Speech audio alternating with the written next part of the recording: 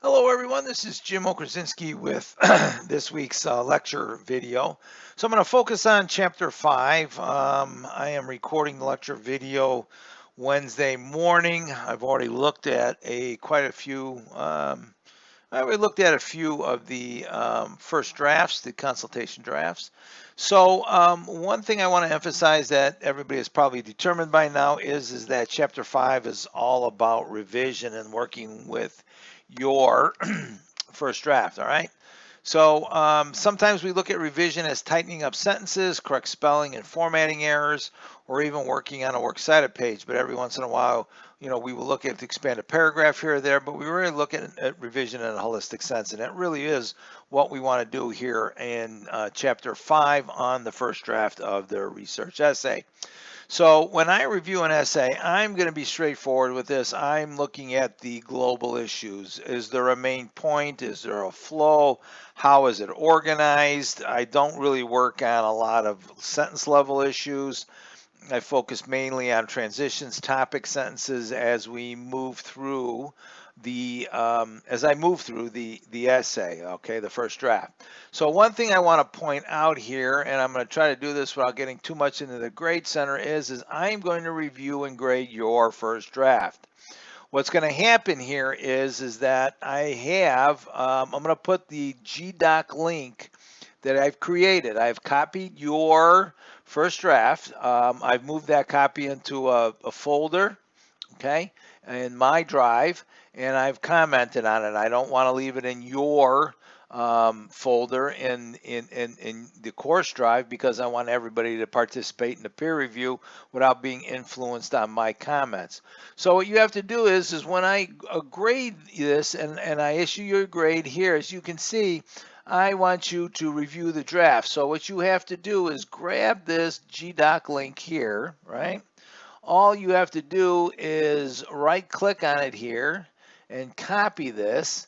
If you copy that link, open it up here, paste it into the browser, and hopefully this will work. And yes, it is. Here you see a copy of Sarah Walker's draft.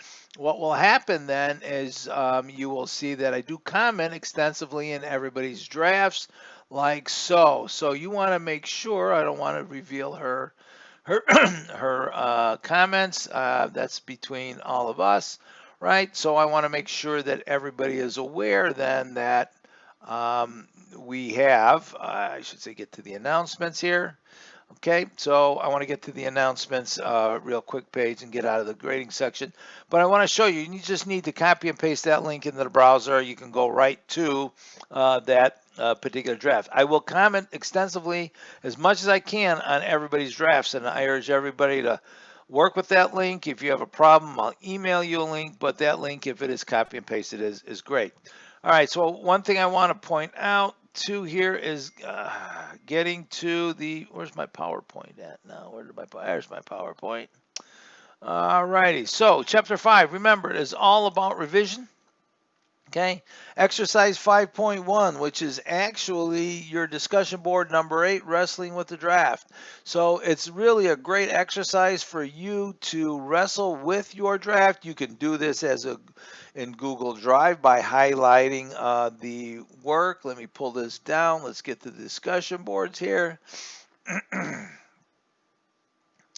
All right, so wrestling with the draft. Complete steps 1 to 4 is described in a textbook. You can use the highlight function on your GDoc to mark the parts in your first draft. Review the results using the lens Ballinger offers in the exercise, okay?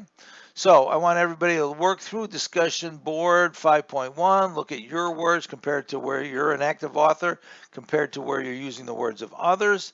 How do we end up going through that draft and highlighting your activity? It's a very beneficial exercise. A lot of students write their posts and then they're surprised exactly how they can analyze and evaluate their activity with using words of others and their actual writing, right?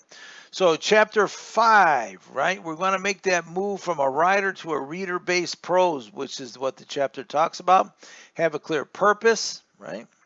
All right, I'm asking oftentimes I get on the first draft, I get a collection of annotations is what I get as part of the first draft. That is not the purpose of a draft. You are providing me a research essay. And I've often commented, what is the focus? If you're collecting all this information and you're giving me scattered topics that are based upon your research, you have to find some focus as to where you're going with the draft, right? It has to be organized. Everybody has to find some sort of a pattern that they want to talk about and organizing their topics. We've already established two patterns. We've established, the explore pattern and the argument pattern. But even within the draft itself, there has to be some sort of organizational structure so your individual topics make some sense, right? So you want to say one main thing. What's the possible answers? What's more significant, revealing, or persuasive? You want to be able to provide the reader some sort of a focus, right? A clear purpose. So there are a couple of templates from the textbook that you can use to arrive at some sort of a focus. You can use those here. You can find those in chapter 5. All right, so the question here is does your essay draft establish significance, right? Does it raise questions people don't want to know?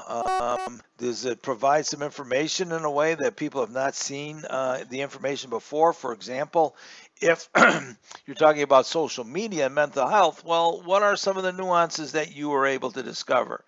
Okay, something that they know or care about.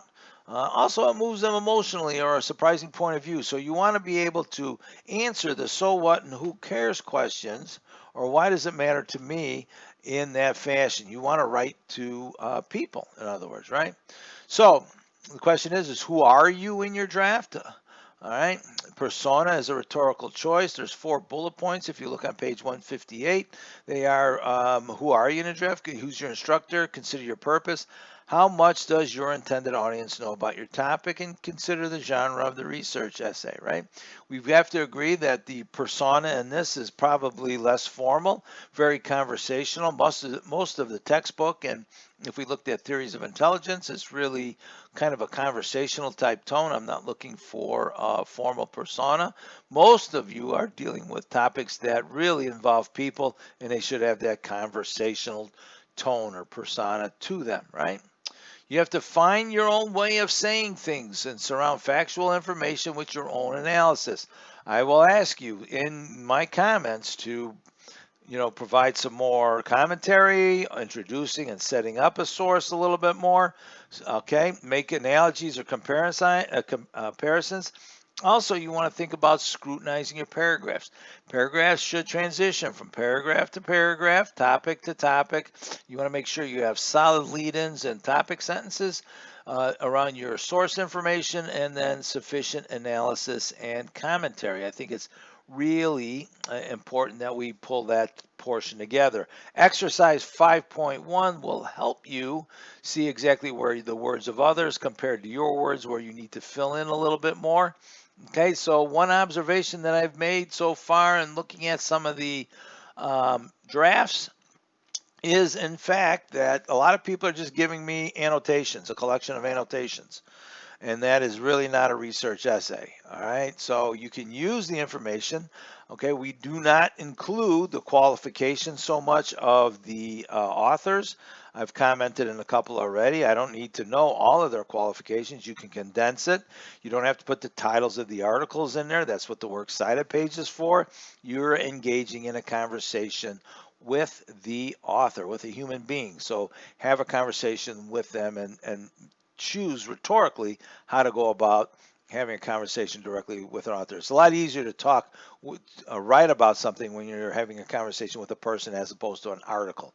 An article doesn't say anything. An article is just the medium for which the author uses to convey information and ideas. So really it's coming from the author of the article, right? So that is chapter 5. Been a long week already, folks. So the idea here is you want to make sure you look through some exercises 5.1. 5.2 is an excellent activity, and if you want to print your essay, I suggest you look at exercise 5.3. You can cut it up. That's what we call the monster draft, where you take it apart and put it back together. It's always a way to help out. But exercise 5.1, discussion board number 8, is a great activity. All right, I hope all of this makes sense. If you have any questions, please send me an email. Well, I'll be working on drafts over the next couple of days. Look for your grade along with the GDoc link to my comments. Any questions or issues, send me an email. Good luck. Stay safe.